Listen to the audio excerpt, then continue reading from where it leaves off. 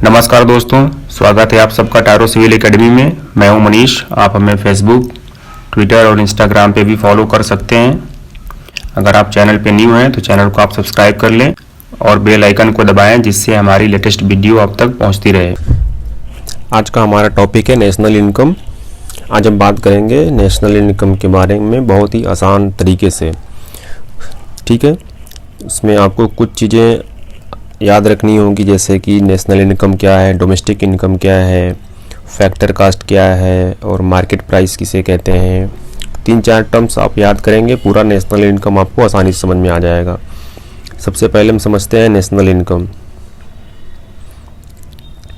National income is the sum total of, यहाँ पे थोड़ा सम की स्पेलिंग गलत है, ये होगा SUM, some total of factor incomes earned by normal residents of a country during the period of an accounting year. ठीक है, तो जितने भी फैक्टर्स हैं, प्रोडक्शन ऑफ फैक्टर्स हैं या जो भी गुड्स एंड सर्विसेज प्रोड्यूस हो रही हैं, उसमें जो भी फैक्टर्स लग रहे हैं, उनकी सारी जो इनकम अर्न्स हो रही है एक अकाउंटिंग ईयर में, वही क्या होता है, हमारा नेशनल इनकम होता है। ठीक है, अब यहाँ पे एक टर्म आया है हमारा नॉर्मल रेसिडेंट्स। अब समझना होगा आपको नॉर्मल रेसिडेंट्स कौन है। नॉर्मल रेसिडेंट्स बेसिकली वे लोग हैं जो इंडियन हैं और वो चाहे इंडिया के अंदर हो या इंडिया के बाहर वर्किंग हो। ठीक है, मान लीजिए कोई इंडियन है और वो इंडिया के बाहर भी वर्क कर रहा है, तो वो इंडिया का ही सिटीजन होगा और वो नॉर्मल सिटीजन की कैटेगरी में गिना जाएगा। पहली चीज़। दूसरी चीज़, मान लीजिए कोई फॉरेनर है जो इंडिया में वर्क कर रहा है, ठीक है, तो हम उसको नॉर्मल रेसिडेंस में नहीं गिनेंगे क्योंकि वो फॉरेनर है। तो आपको ये थोड़ा बेसिक डिफरेंस समझना चाहिए। बेसिकली जो भी इंडियन है, चाहे वो जहाँ भी वर्क कर रहे हों, जहाँ भी एम्प्लॉई हों, वो नॉर्मल रेसिडेंट्स के कैटेगरी में गिने जाएंगे और उनका जो अर्निंग्स होगी वो नेशनल इनकम में कैलकुलेट की जाएगी। ठीक है, यहाँ पर टर्म याद करिएगा नेशनल इनकम। आगे एक टर्म मिलेगा आपको डोमेस्टिक इनकम, उसको भी हम समझेंगे। ठीक है, national income is considered as net national product at factor cost. ठीक है, तो जो नेशनल इनकम मापने का सबसे बेहतर तरीका होता है वो होता है NNP एट फैक्टर कॉस्ट। इसको थोड़ा आप याद रख लीजिएगा। हम थोड़ा कुछ चीज़ समझते हैं यहाँ पे, जैसे फैक्टर इनकम्स क्या होता है, ट्रांसफ़र इनकम क्या होता है, मार्केट प्राइस क्या होती है, फैक्टर कॉस्ट क्या होती है। ये सारी चीज़ें जब आप समझ जाएंगे तो आपको नेशनल इनकम समझना बहुत ही आसान हो जाएगा। हम सबसे पहले समझते हैं फैक्टर्स इनकम, जो भी आपने ऊपर एक टर्म देखा। ठीक है, तो फैक्टर इनकम्स में rewards of the factor of production. ठीक है, जो भी फैक्टर ऑफ प्रोडक्शन के लिए जो रिवार्ड्स मिलते हैं, उनको जो पेमेंट मिलता है वो क्या होता है, फैक्टर इनकम होता है। जैसे कंपनसेशन ऑफ एम्प्लॉय। ठीक है, जो भी एम्प्लॉय वहाँ पे वर्क कर रहे हैं उनको अब क्या दे रहे हैं, कंपनसेशन दे रहे हैं। किस रूप में, सैलरी के रूप में। ठीक है, जो रेंट है, आप किसी भूमि पे हैं, लैंड पे हैं, उसके लिए आप रेंट देंगे।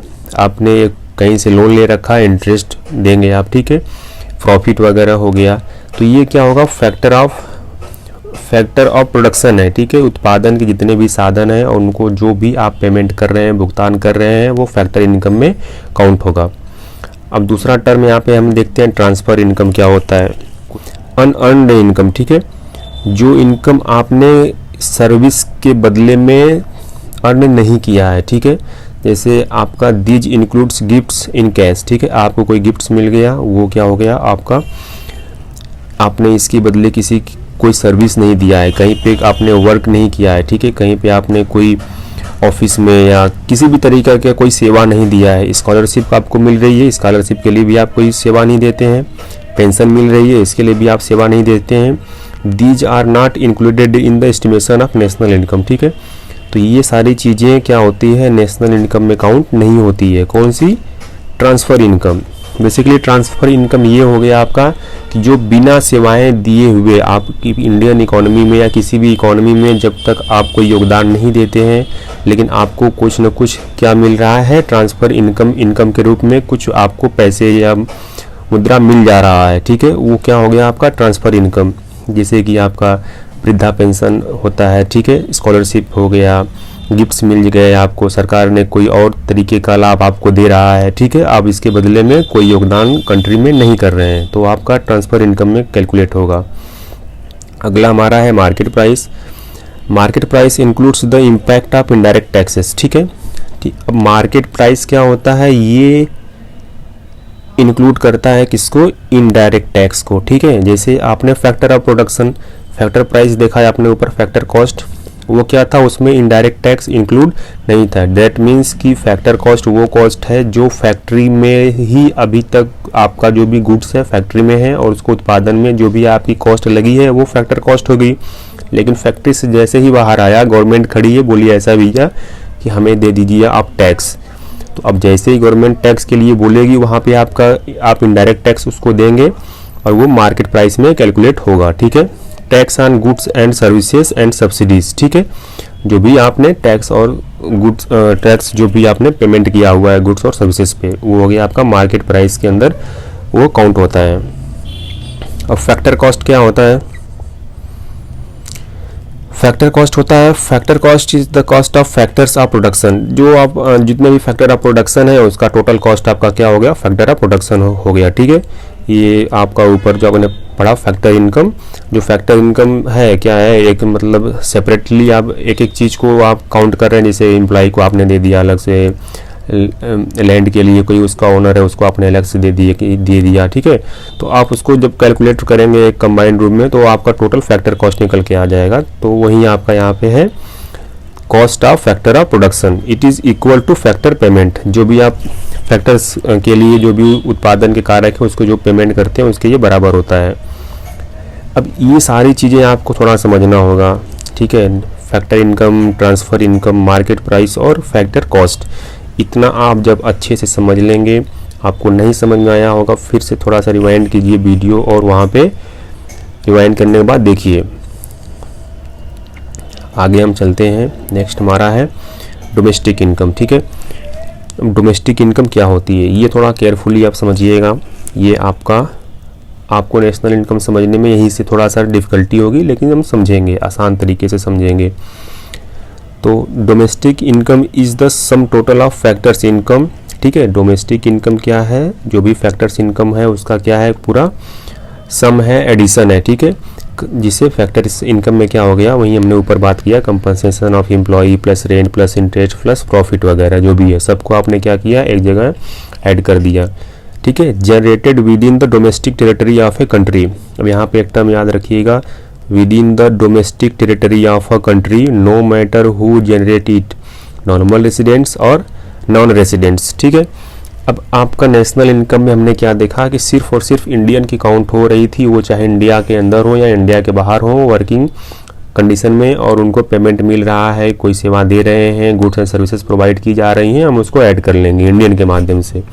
लेकिन डोमेस्टिक में क्या है आपका कि हम बाहर का नहीं कैलकुलेट करेंगे, चाहे वो इंडिया का ही कोई पर्सन क्यों ना हो और बाहर में वर्क कर रहा है, इंडिया के बाहर है, फॉरेन में है, तो हम उसको डोमेस्टिक इनकम में काउंट नहीं करेंगे। डोमेस्टिक इनकम में सिर्फ और सिर्फ इंडिया के अंदर, इंडिया की जो टेरिटरी है उसी के अंदर जितने भी से गुड्स एंड सेवाएं प्रोड्यूस हो रही हैं उसको हम काउंट करेंगे, वो चाहे इंडिया के लोगों के द्वारा हो या नॉन रेसिडेंट्स मतलब फॉरेनर के द्वारा हो, ठीक है। उसमें हम दोनों को काउंट करेंगे, इंडियन को भी काउंट करेंगे और फॉरेनर को भी काउंट करेंगे डोमेस्टिक इनकम में, और सिर्फ इंडिया टेरिटरी के अंदर ही काउंट करेंगे। चाहे भले इंडिया का कोई बाहर व्यक्ति हो और वो काम कर रहा हो, लेकिन फिर भी हम उसको काउंट नहीं करेंगे। आपको थोड़ा सा ये समझना होगा। नेक्स्ट हमारा आ गया नेशनल इनकम। नेशनल इनकम में बेसिकली क्या है कि सिर्फ और सिर्फ हम इंडिया को ही काउंट करेंगे, ठीक है। देखिए, national income is the sum total of factors income earned by normal residents of a country, ठीक है।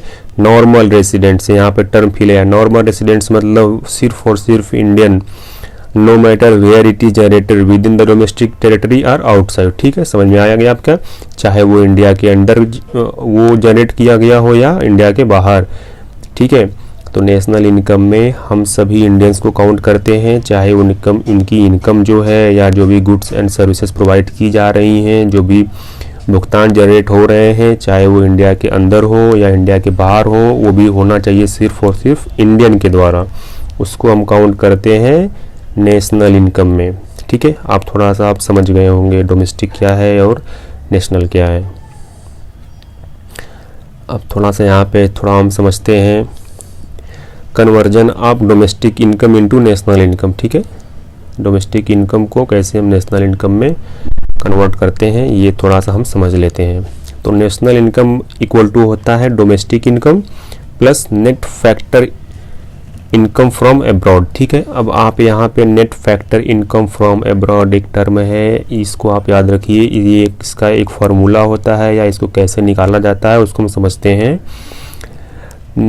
Net factor income from abroad equal to factor income earned by our residents from rest of the world. ठीक है, जो factor income है, जो income generate की गई है वो रेसिडेंट्स के द्वारा, इन नॉर्मल रेसिडेंट्स के द्वारा जनरेट की गई है, कहाँ से, रेस्ट ऑफ द वर्ल्ड, मतलब इंडिया के बाहर से जो भी इनकम जनरेट हुई है, माइनस यहाँ पे minus factor income earned by non residents in the our territory. ठीक है, फैक्टर इनकम जो अर्न की गई है जो वो नॉन रेसिडेंट्स के द्वारा, किसमें, हमारी कंट्री में, इंडिया के लोग हैं कहीं वर्किंग कंडीशन में है, मान लीजिए हम यूएसए का लेते हैं, यूएसए में इंडिया के लोग कितने कमाए, 100 रुपये। ठीक है, लेकिन यूएसए के भी तो कुछ लोग होंगे इंडिया में, वो भी तो वर्क कर रहे हैं, हम समाज समझ लीजिए वो कमा रहे हैं 80 रुपीज़ का इनकम जनरेट कर रहे हैं, तो हमारा कितना निकल के आ जाएगा नेट इनकम फ्रॉम अब्रॉड,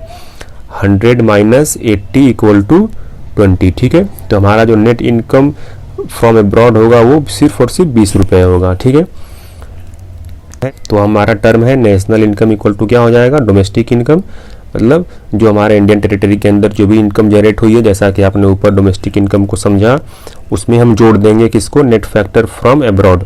अब नेट फैक्टर अब्रॉड में क्या करेंगे आप कि जो भी इंडियन लोग हैं रेस्ट ऑफ द वर्ल्ड में, उसमें से हम जो भी फॉरेनर है हमारी कंट्री में उसको हम माइनस कर देंगे, तो हमारा net factor income from abroad निकल जाएगा और उसको हम इसमें डोमेस्टिक इनकम में जोड़ देंगे, ऐड कर देंगे।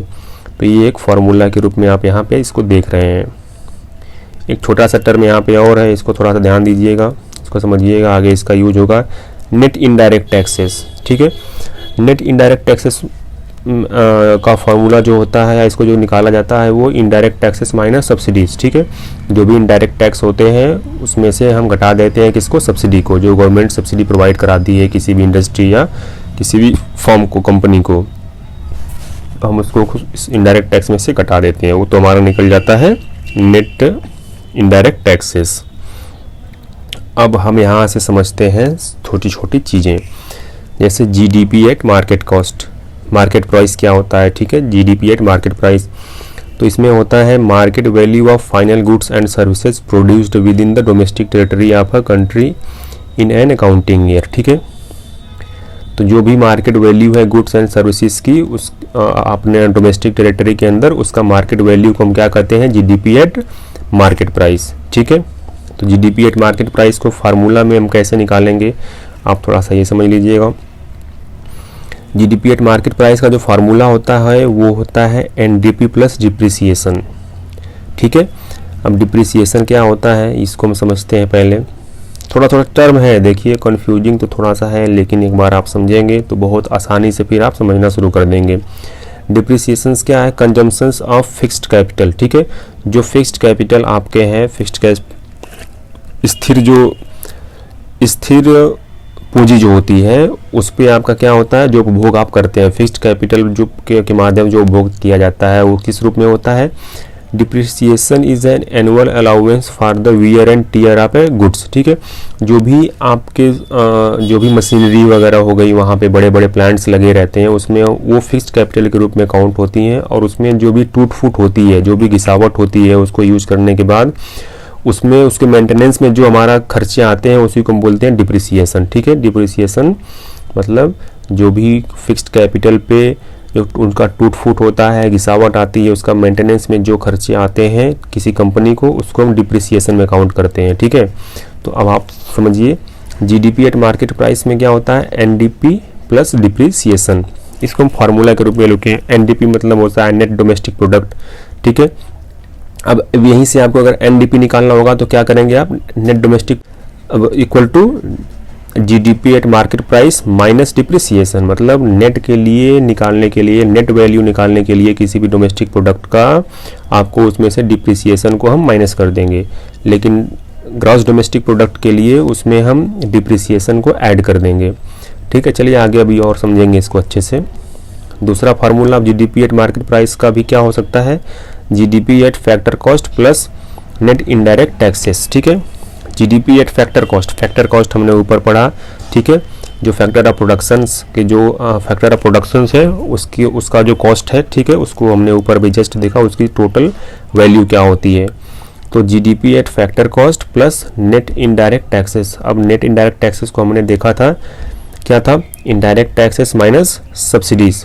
ठीक है, इनडायरेक्ट टैक्सेस माइनस सब्सिडीज। अब यहाँ पे इसको जोड़ने की बात किया है, तो अगर हम इसको नेट इनडायरेक्ट टैक्स को अगर अलग करते हैं, हम मान लीजिए इसको अगर हम अलग करते हैं तो हम क्या लिखेंगे, indirect taxes minus subsidies, indirect taxes minus subsidies. अब यहाँ पे एडिशन फॉर्म में है, तो हम क्या करेंगे इसमें कि जीडीपी एट फैक्टर कॉस्ट में इनडायरेक्ट टैक्स को क्या कर देंगे, जोड़ देंगे, और जो माइनस सब्सिडी जो गवर्नमेंट देती है उसको हम क्या करेंगे, माइनस कर देंगे, तो हमारा निकल जाएगा मार्केट वैल्यू। ठीक है, तो अब मार्केट वैल्यू को, अब यहाँ से एक चीज़ समझ लीजिए कि मार्केट वैल्यू को निकालने के लिए हम क्या करते हैं, फैक्टर कॉस्ट में इनडायरेक्ट टैक्स को जोड़ देते हैं और सब्सिडी को हम घटा देते हैं, तो ये हमारी निकल के जाती है मार्केट वैल्यू। तो GDP at market value equal to GDP at factor cost plus net indirect taxes. यहाँ आप समझ गए होंगे। अब हम नेक्स्ट बात करते हैं एनडीपी एट मार्केट प्राइस। हमने ऊपर जैसे ही देखा है आपको, gross domestic product minus depreciation. ठीक है, तो ग्रॉस डोमेस्टिक प्रोडक्ट जो होता है अपने ऊपर आपने देखा क्या है, और इसमें से हम क्या करते हैं, डिप्रिसिएशन को घटा देते हैं। देखिए यहाँ पे एक चीज़ आप समझिए, आप जैसे ही एन टर्म पहले आ जाए किसी में भी, चाहे एनडीपी हो एनएनपी हो, ठीक है, किसी में भी एन अगर पहले आ जाए, एनडीपी एनएनपी, ठीक है, एन पहले आने का मतलब है कि हमें डिप्रिसिएशन घटाना है। ठीक है, हम क्योंकि वहाँ पे नेट वैल्यू की बात करते हैं, नेट डोमेस्टिक प्रोडक्ट की बात करते हैं, एन पहले ही आ जाएगा मतलब डिप्रिसिएशन को हमें घटा देना है।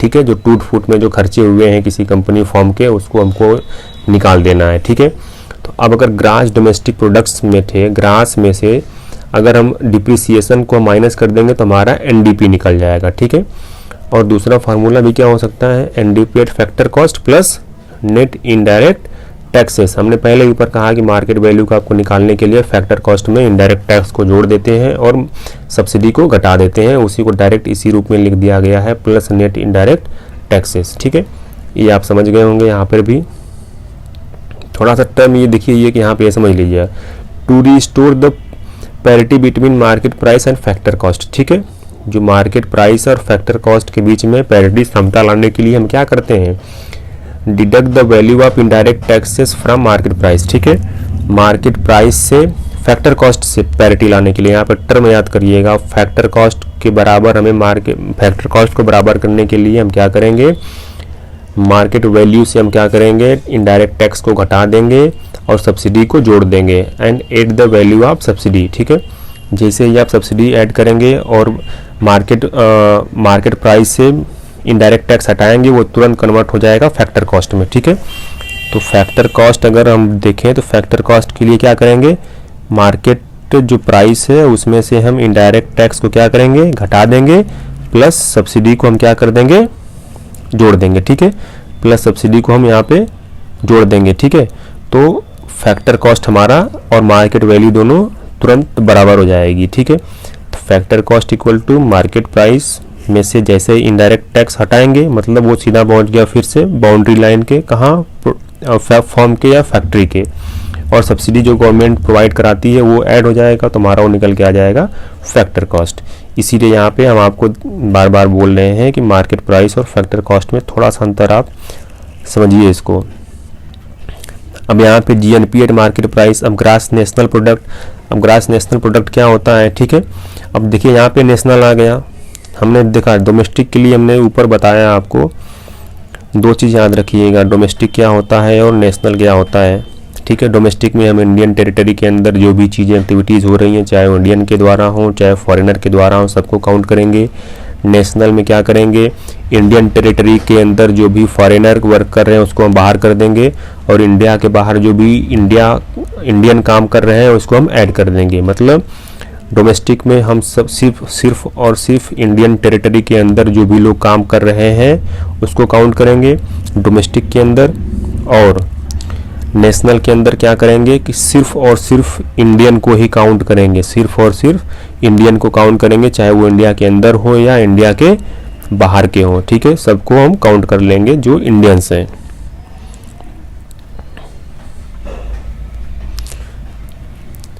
अब हमारा नेक्स्ट है जीएनपी एट मार्केट प्राइस। तो अब जीएनपी निकालना है हमें, ठीक है, नेशनल निकालना है हमें, तो हम डोमेस्टिक से निकाल सकते हैं GDP at market price plus net factor income from abroad. ठीक है, तो net factor income from abroad क्या हमने बताया है ऊपर आपको कि जो भी इंडियन अर्न कर रहे हैं उसमें से हम किसको घटा देंगे, जो फॉरेनर हैं कहाँ, अपने इंडिया में वर्क कर रहे हैं। ठीक है, फार्मूला एक बार और आप देखिए ताकि आपको एक बार फिर से रिकॉल हो जाए चीज़ें।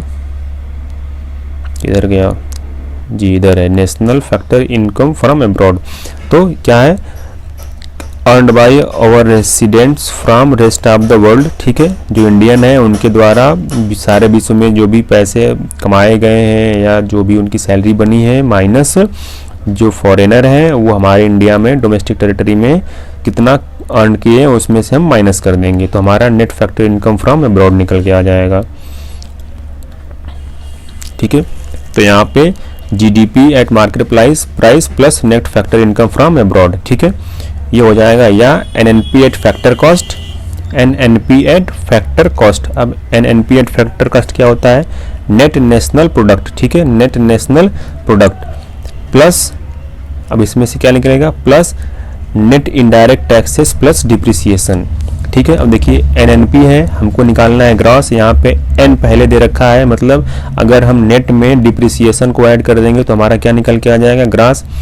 और एनएनपी एट फैक्टर कॉस्ट है। ठीक है, फैक्टर कॉस्ट है, हमें निकालना है मार्केट वैल्यू, तो प्लस इनडायरेक्ट टैक्स को हम क्या कर देंगे, यहाँ पे जोड़ देंगे, मतलब इनडायरेक्ट टैक्स जुड़ेगा और सब्सिडी यहाँ पे माइनस हो जाएगी। अगर इसका फॉर्मूला देखें आप तो नेट इनडायरेक्ट टैक्स बराबर क्या होता है, indirect taxes minus subsidy, plus दे रखा है इनडायरेक्ट टैक्स यहाँ पे net factor NNP at factor cost में ऐड होगा और सब्सिडी माइनस करेंगे प्लस डिप्रिसिएशन ऐड कर देंगे, तो हमारा निकल के आ जाएगा GNP at factor market price. ठीक है, नेक्स्ट हमारा है NNP eight market price.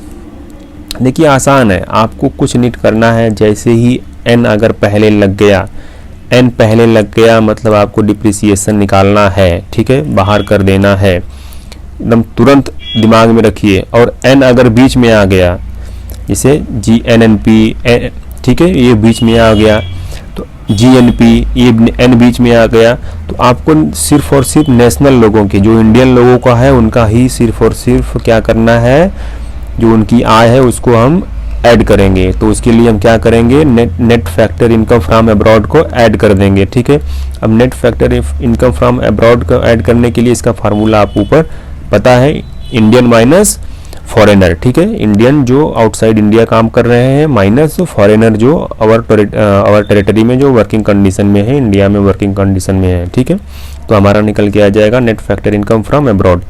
Market price में यहाँ पे एनडीपी डी है, यहाँ पे डी है, डोमेस्टिक है, डोमेस्टिक में से अगर हम सिर्फ और ये net factor income from abroad add कर देंगे तो हमारा निकल के आ जाएगा एनएनपी। दूसरा है जीडीपी एट फैक्टर कॉस्ट। अब यहाँ पे देखिए फैक्टर कॉस्ट निकालना है, जीडीपी एट फैक्टर कॉस्ट, तो जीडीपी एट मार्केट प्राइस हमने ऊपर पढ़ा है minus indirect net indirect taxes. ठीक है, फैक्टर कॉस्ट निकालने के लिए हम क्या करते हैं, जीडीपी एट मार्केट प्राइस में से इनडायरेक्ट टैक्स को घटा देते हैं। इनडायरेक्ट टैक्स घटाने का मतलब क्या है कि अगर हम मार्केट वैल्यू में से इनडायरेक्ट टैक्स घटाएंगे तो क्या हो जाएगा, नेट इनडायरेक्ट टैक्स में इनडायरेक्ट टैक्सेस माइनस सब्सिडीज, यहाँ पे माइनस है तो यहाँ पे हो जाएगा माइनस, जैसे ही ब्रैकेट यहाँ पे ये फार्मूला के रूप में इसको ओपन करेंगे तो ये हो जाएगा प्लस, मतलब जीडीपी में जीडीपी एट मार्केट वैल्यू में से हम इनडायरेक्ट टैक्स घटा देंगे। भाई जब आप इनडायरेक्ट टैक्स जोड़ेंगे फैक्टर कॉस्ट में तभी तो वो मार्केट वैल्यू होगा, और मार्केट में जैसे ही जाएगा वहाँ पे वो टैक्स गवर्नमेंट कलेक्ट कर ली है, तो अगर हम मार्केट वैल्यू में से इनडायरेक्ट टैक्स को हम घटा दें और सब्सिडी को जोड़ लेंगे तो हमारा फैक्टर कॉस्ट निकल के आ जाएगा, सिंपल। नेक्स्ट हमारा है एनडीपी एट फैक्टर कॉस्ट। देखिए अभी एन लग गया, आपको तुरंत ध्यान देना है, डिप्रिसिएशन हमें घटाना है, बाहर फेंको उसको डिप्रिसिएशन को, ठीक है। तो अगर ग्रास में से हम grass domestic product at factor price में से ग्रास में से डिप्रिसिएशन घटा देंगे, हमारा निकल के आ जाएगा एनडीपी। नेक्स्ट हमारा है दूसरा formula NDP at market price, ठीक है, माइनस नेट इनडायरेक्ट टैक्सेस। अब मार्केट प्राइस में से वही सेम चीज़ यहाँ पे जैसे आपने किया, ऊपर एक था ना, ये सेम चीज़ें यहीं पे है।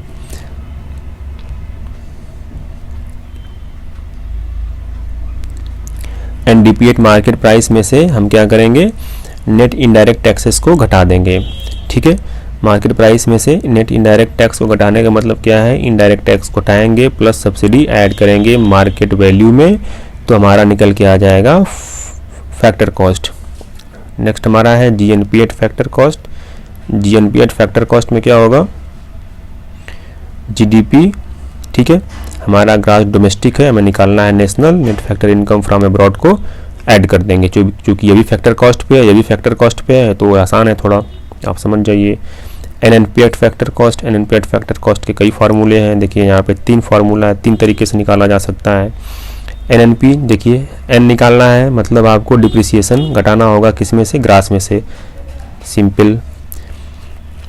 एनडीपी यहाँ पे ऑलरेडी नेट दे रखा है, तो लेकिन यहाँ पे क्या लिखा है, डोमेस्टिक दिखा है, आपको निकालना है नेशनल, ठीक है, सेकेंड है नेशनल निकालना है, net factor income from abroad हम ऐड कर देंगे। थर्ड है NNP eight market price. NNP ये फैक्टर कॉस्ट है, ये मार्केट प्राइस है, मार्केट प्राइस में क्या करेंगे हम, नेट इनडायरेक्ट टैक्स को हम घटा देंगे मार्केट प्राइस में, तो हमारा निकल जाएगा एनएनपी एट फैक्टर कॉस्ट। देखिए इसको वीडियो देखने से पहले आप 2 टर्म ऊपर लिख लीजिए, एक net factor income from abroad का फार्मूला क्या है और नेट इनडायरेक्ट टैक्स का फार्मूला क्या है, इसको आप देख लीजिए, लिख लीजिए, तब आपको यहाँ वीडियो देखते समय जैसे ही इसका प्रयोग हो तुरंत इस फार्मूले पे एक नज़र डालिए आप, इससे आपको क्या होगा, ये जल्दी से जल्दी पता हो जाएगा।